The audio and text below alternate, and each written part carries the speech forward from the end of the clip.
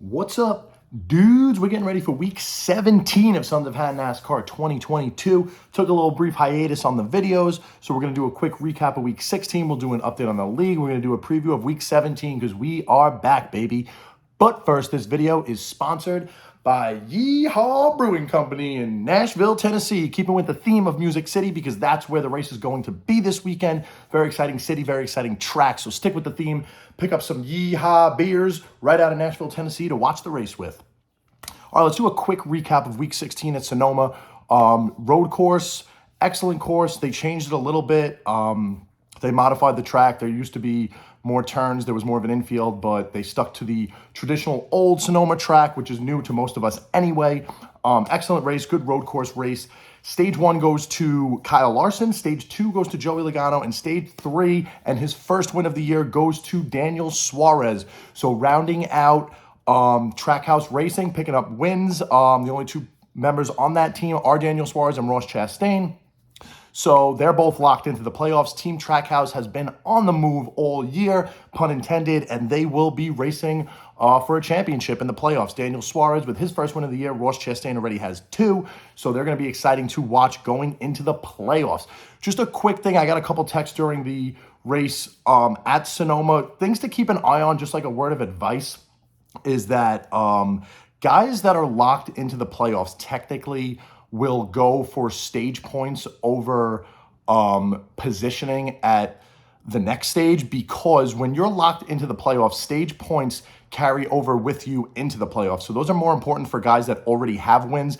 Not that any win is unimportant. Obviously, these guys are going out there trying to win every single race. However, a guy like Kyle Larson, who won stage 1 at Sonoma, decided to stay out, pick up those stage points, and then pit after the stage had ended, even though everybody else, a lot of guys at least, were pitting before stage 1 ended. So they start stage 2 on fresh tires, full tank of gas, but Kyle Larson loses that positioning when he pits in between the stages. Just something to keep an eye on. Maybe guys that are locked into the playoffs that are starting at the front of the pack in races, going for at least points in stage 1. That's kind of a trick that I like to do when I'm going over my roster for the week. Just something to keep an eye on. Stage points carry over into the playoffs, so they're very important for guys that are already locked into the playoffs. Every stage, every race is important.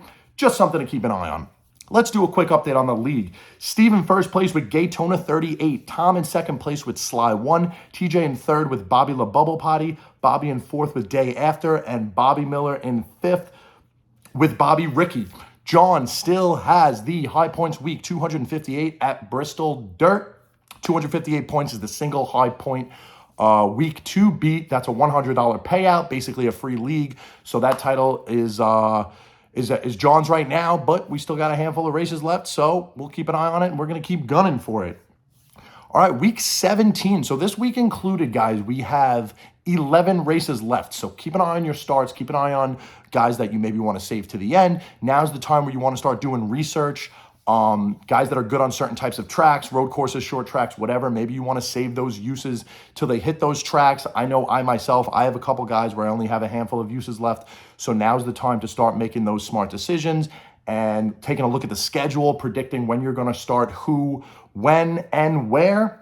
Just something to keep an eye on going forward because we are getting towards the end of the season here. This is week 17. We're going to be at Nashville Super Speedway, located in Music City, Nashville, Tennessee. Not a lot of homework to go off of because they only raced here once. The race last year at Nashville Super Speedway was the first time they raced there in a few decades. So as far as when you're doing your homework, you're doing your research, seeing how these guys have done at this track, it's only going to be based off one race. So something to keep an eye on when you're starting your rosters this week. One more thing about Nashville is that it is called Nashville Super Speedway. I'm sure it has something to do with the banking or something like that, but it is not the length of a traditional super speedway like Talladega and Daytona, which are 2.5 miles each. Talladega is 2.66 miles. Daytona is 2.5 miles. Those are super speedways. Nashville Super Speedway is going to be raced more like in Atlanta, which it has the high banks. It's a fast track, but it's only 1.3 miles. So we'll race it like a super speedway. We'll keep an eye on that, but it's not your traditional 2.5 mile super speedway. Just something to keep in mind. Our sleeper pick at Nashville Super Speedway. Again, not a lot of homework to go on, but we're going to go with Ricky Stenhouse Jr. He is having a career year. He's been putting up numbers very well. He's always been a sleeper, kind of a middle towards back of the pack kind of guy, but he is having a great year this year. And in one race at Nashville Super Speedway, he came in 6th place. So I think with the year he's having, plus the good finish last year, I could see him doing well this week. The winner at Nashville Super Speedway, we're going to go with the Watermelon Man, number 1, Ross the Boss Chastain. He finished 2nd last year. Mind you, he was on a much worse team. Ross Chastain blew up this year. He raced for Chip Ganassi last year.